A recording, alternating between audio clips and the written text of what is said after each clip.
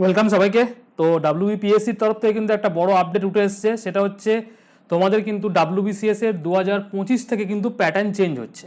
ঠিক আছে, প্রথম হচ্ছে এটা 1 নম্বর পয়েন্ট। আমরা এই যে নোটিশটা দিয়েছে, এই নোটিশটা আমরা একদম ধরে ধরে আলোচনা করব এবং এখানে এই বাংলায় পুরো লিখে দিয়েছি, এখানে যা বলতে চেয়েছে সব এখানে। ঠিক আছে, প্রথম হচ্ছে ডাব্লিউবিসিএস 2024-এ তোমরা যেটা পরীক্ষা দেবে, যেটা টেন্টেটিভলি তোমাদের ডেট বলেছে ডিসেম্বর 2024-এ তোমাদের পরীক্ষা রয়েছে। ঠিক আছে, ওটার কিন্তু যে প্যাটার্নটা রয়েছে সেই ওল্ড সিলেবাস এবং ওল্ড প্যাটার্ন অনুযায়ী কিন্তু আমাদের হবে।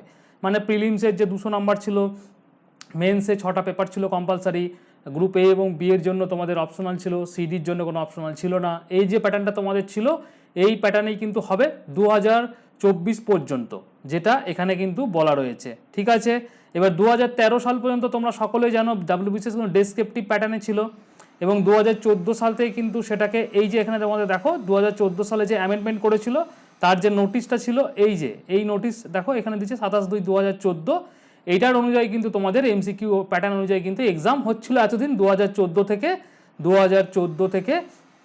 2024 পর্যন্ত। ঠিক আছে, বোঝা গেল। এবার হচ্ছে as per PSC announcement, PSC যেটা অ্যানাউন্সমেন্ট করছে এবং সেখানে বলা হয়েছে যে ডাব্লিউবিসিএস 2025 থেকে, ঠিক আছে 25 থেকে তোমাদের সিলেবাসটার কিন্তু প্যাটার্ন এবং সিলেবাস চেঞ্জ হবে।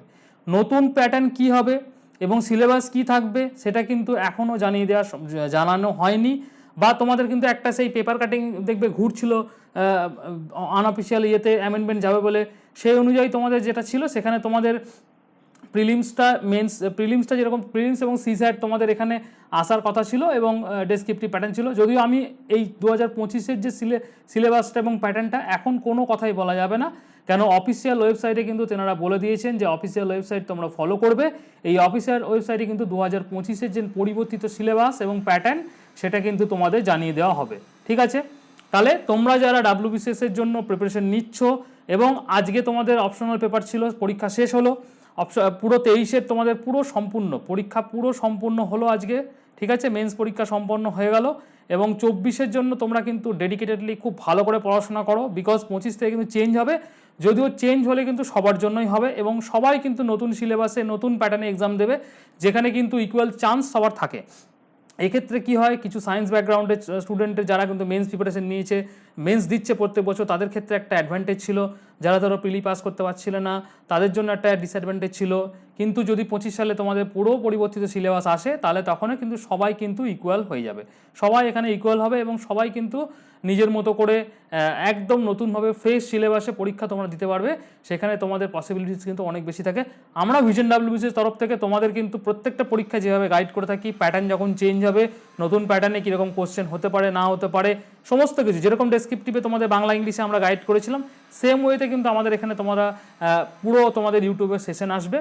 তো সেটা নিয়ে কোনো চিন্তার কারণ নেই গো। 1 নম্বর। 2 নম্বর হচ্ছে তোমরা কিন্তু 25 সালটাকে বাদ দিয়ে 2024 সালটাকে কিন্তু খুব ভালো করে টার্গেট করো, যাদের কিন্তু ডাব্লিউবিসিএস নিয়ে চিন্তাভাবনা করছো। অনেক স্টুডেন্ট এই মুহূর্তে রয়েছে যারা কিন্তু ডাব্লিউবিসিএস থেকে বেরিয়ে গেছে এবং অনেক স্টুডেন্ট আছো যারা কিন্তু ডেফিনেট করে স্টেটের সবথেকে বড় এক্সাম এবং সবথেকে বড় পদের জন্য কিন্তু এখনও লড়ে যাচ্ছ।